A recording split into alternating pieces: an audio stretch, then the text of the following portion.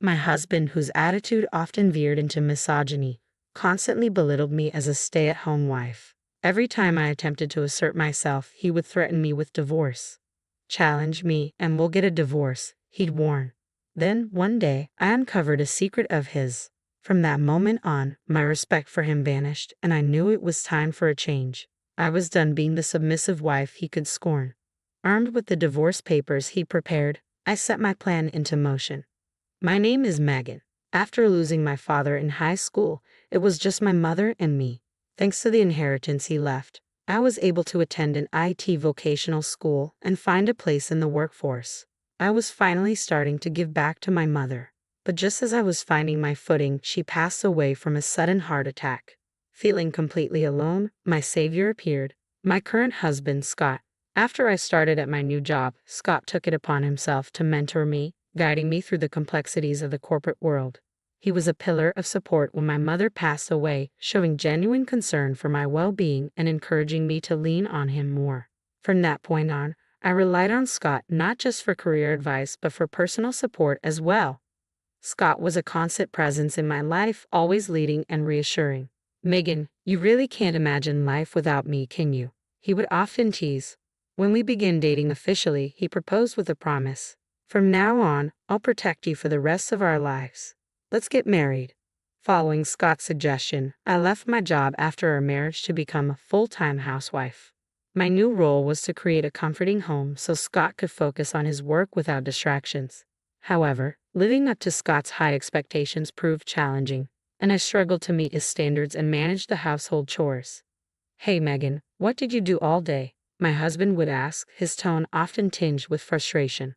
"I cleaned the room, did the laundry, aired out the comforter, and went shopping for dinner. I also spent time making beef stew." "How is it?" I asked softly. "It's fine, but did you really clean properly?"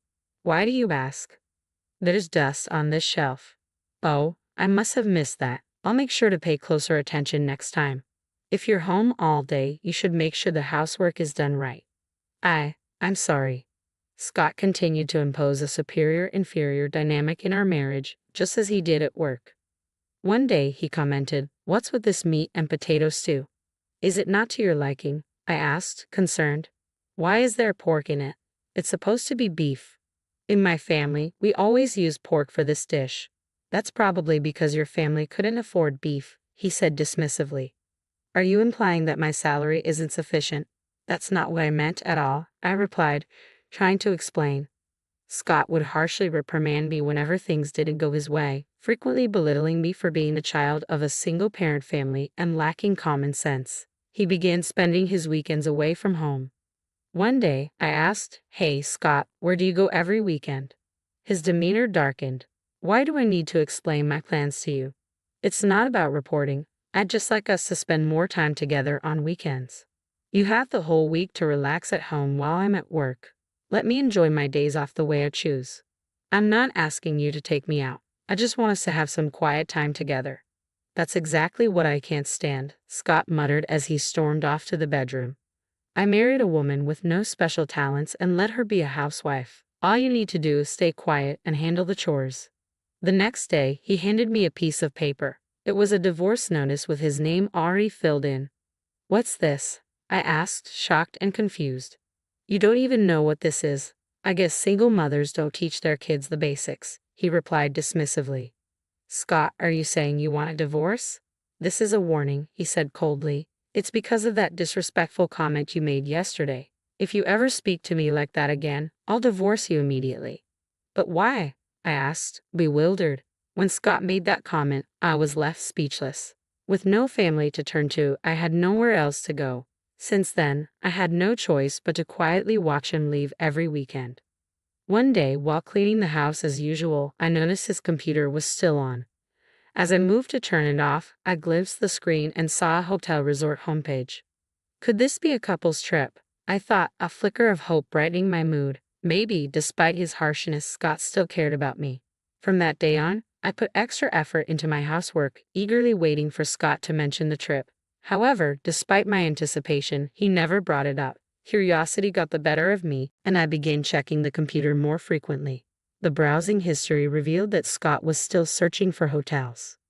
I started to wonder if he was actually planning the getaway for us. One day, while checking the computer again, I saw a reservation confirmation for a hotel on a booking site. The reservation was for the upcoming weekend.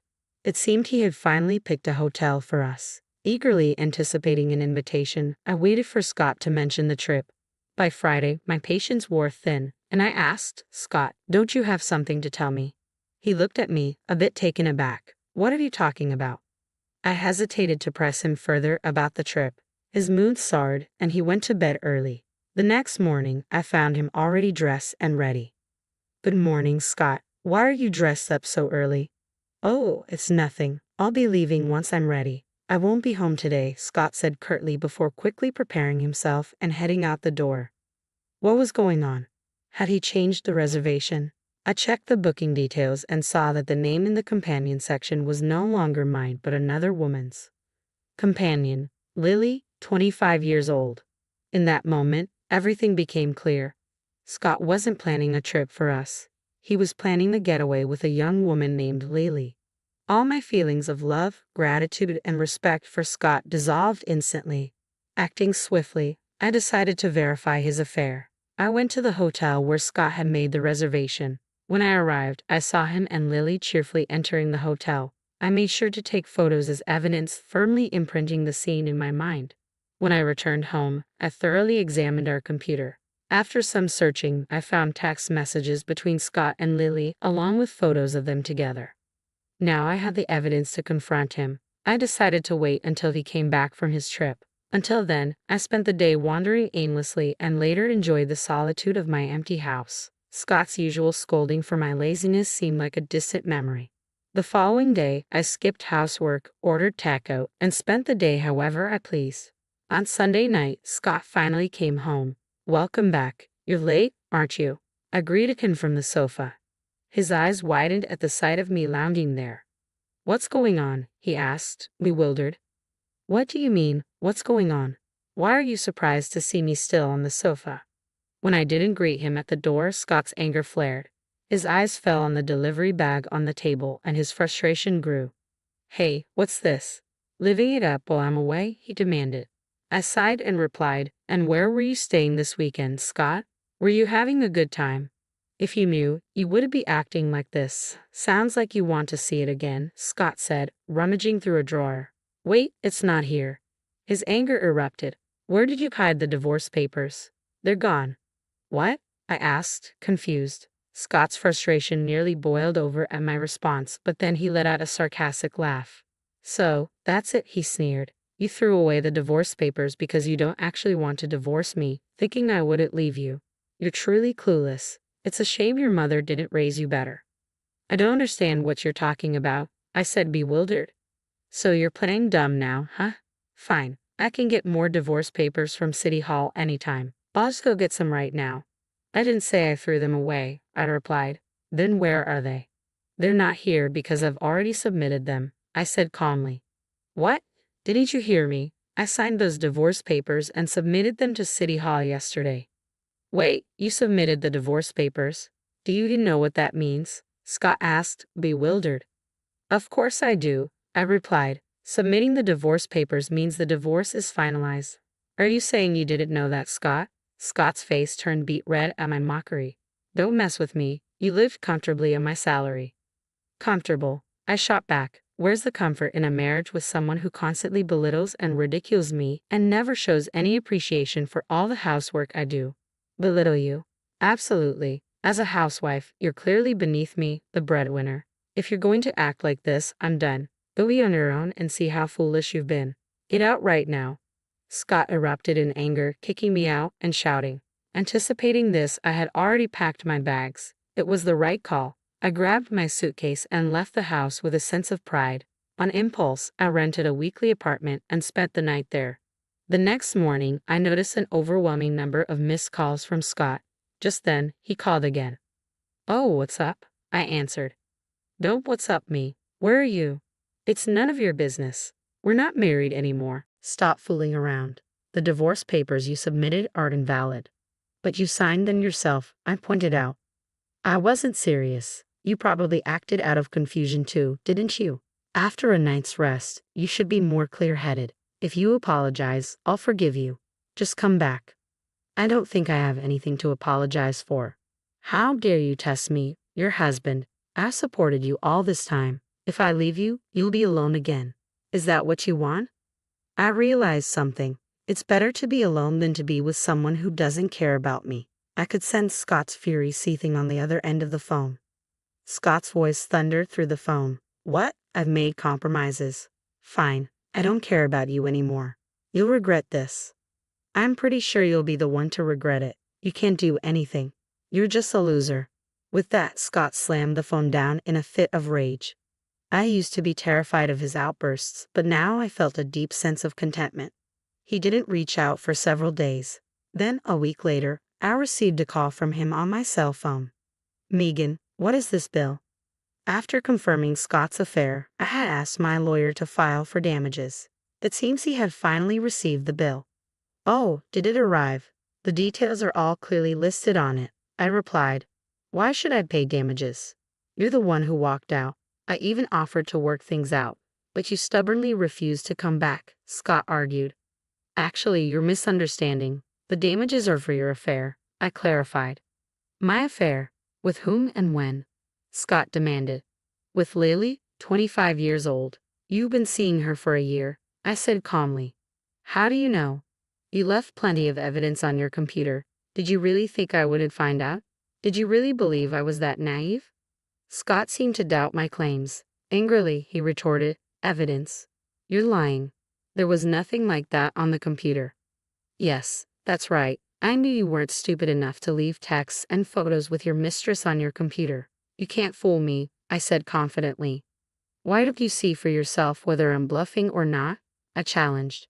I sent Scott the evidence of his affair. His voice immediately turned frantic upon seeing it. How did you get this? I thought I deleted everything. It's true that all the data had been deleted from the computer, but Scott overlooked the fact that I had a certification in IT from vocational school. After some effort, I managed to restore the deleted files and save them. Realizing he couldn't escape the truth, Scott's attitude shifted abruptly. Look, Megan, you don't really want to do this, do you?